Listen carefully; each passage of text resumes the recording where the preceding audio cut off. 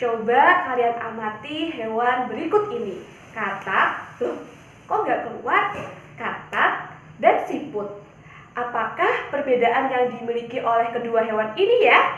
Yuk kita cari tahu bersama-sama.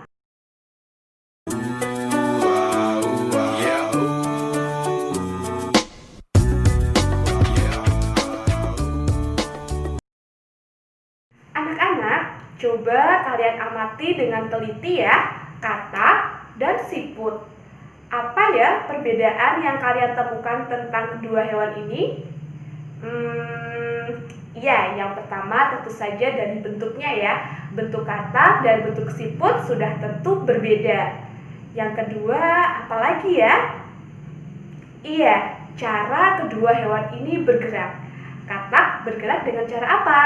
Iya, katak bergerak dengan cara melompat. Sedangkan siput bergerak dengan cara melata. Perbedaan selanjutnya apa ya? Oke, dari organ gerak yang mereka gunakan ketika mereka bergerak. Katak bergerak menggunakan apa ketika melompat? Iya, katak bergerak menggunakan dua pasang kaki, di mana sepasang kaki yang belakang lebih kuat karena digunakan katak sebagai tumpuan ketika katak melompat. Sedangkan siput alat geraknya adalah kaki perut. Jadi siput bergerak dengan kaki perut, sedangkan katak bergerak menggunakan kaki. Oke, itu perbedaannya. Nah, apakah ada perbedaan lagi? Iya, ada. Nah, katak disebut sebagai hewan vertebrata, sedangkan siput disebut atau dinamakan sebagai hewan avertebrata. Apa ya hewan vertebrata dan avertebrata? Vertebrata adalah hewan yang memiliki tulang belakang, sedangkan avertebrata adalah hewan yang tidak memiliki tulang belakang. Nah, anak-anak, selain memiliki tulang belakang, ciri vertebrata yang kedua yaitu bagian tubuhnya dapat diamati atau dibedakan dengan jelas mana bagian kepalanya, mana bagian badannya, dan mana bagian kakinya. Nah, contohnya seperti sapi.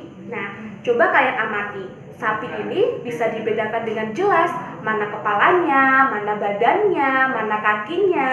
Oleh karena itu, sapi dikategorikan sebagai hewan vertebrata. Nah, ciri yang ketiga, otaknya dilindungi oleh rangka kepala atau yang kita sebut dengan tengkorak. Ciri yang keempat adalah susunan syarafnya terdiri dari otak dan sumsum tulang belakang. Nah, sekarang kita lanjut yuk ke ciri-ciri avertebrata. Nah, ciri avertebrata yang pertama tadi tentu saja dia tidak memiliki tulang belakang ya, anak-anak.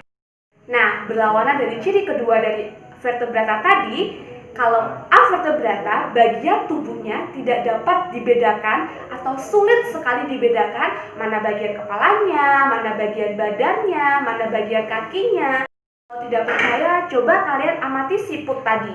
Nah, siput bagian mana ya kepalanya? Oke, kalau kepalanya mungkin yang ada antenanya ini ya, tapi badannya, kakinya kan tidak dapat dibedakan, iya kan? Nah, ciri hewan avertebrata yang ketiga yaitu otaknya tidak dilindungi oleh rangka kepala atau tengkorak. Nah, ciri yang keempat yaitu hewan avertebrata sebagian ada yang memiliki rangka luar atau yang biasa kita sebut sebagai cangkang. Nah, hewan-hewan yang memiliki rangka luar atau cangkang ini contohnya adalah siput. Nah, anak-anak, ada beberapa golongan hewan yang dikategorikan sebagai hewan vertebrata atau hewan yang memiliki tulang belakang. Nah, untuk memudahkan kalian dalam menghafal materi ini, Bu Eka membuatkan suatu rumus hafalan yang singkatannya adalah PARAM. P adalah Pisces atau golongan ikan-ikanan. Ikan-ikanan ini contohnya seperti ikan tuna, ikan mujair, ikan gurami, ikan tongkol, ikan cucut, dan sebagainya. Nah, selanjutnya kita berpindah ke A. Nah, A yang pertama ini adalah amfibi atau hewan yang dapat hidup di darat dan di air. Contohnya adalah katak dan salamander. Nah, yang selanjutnya adalah R. R ini adalah singkatan dari reptil atau hewan melata. Nah, contoh hewan yang tergolong reptil ini adalah buaya, kadal, iguana, komodo, dan sebagainya. Nah, singkatan A yang selanjutnya adalah aves atau bangsa unggas. Nah, yang termasuk dalam golongan unggas ini contohnya adalah ayam, bebek, angsa, dan juga burung. Nah, yang selanjutnya adalah M. M ini adalah singkatan dari mamalia. Contohnya apa saja ya? Iya, betul sekali. Contohnya ada sapi, ada kambing, ada gajah, singa. Nah, anak-anak, demikianlah tadi penjelasan tentang hewan vertebrata dan avertebrata. Nah, sekarang kita main tebak-tebakan ya. Kalian tinggal menyebutkan jenis hewannya. Apakah hewan tersebut termasuk dalam golongan hewan vertebrata ataukah termasuk dalam golongan avertebrata? Nah, kita mulai ya. Soal yang pertama, ubur-ubur. Ubur-ubur termasuk hewan vertebrata atau avertebrata nih? Iya, ubur-ubur termasuk dalam golongan hewan avertebrata. Nah, hewan yang kedua adalah kuda. Kuda termasuk dalam golongan hewan vertebrata atau avertebrata? Iya, betul sekali. Kuda termasuk dalam golongan hewan vertebrata. Nah, yang ketiga adalah cacing. Cacing termasuk golongan vertebrata atau avertebrata nih?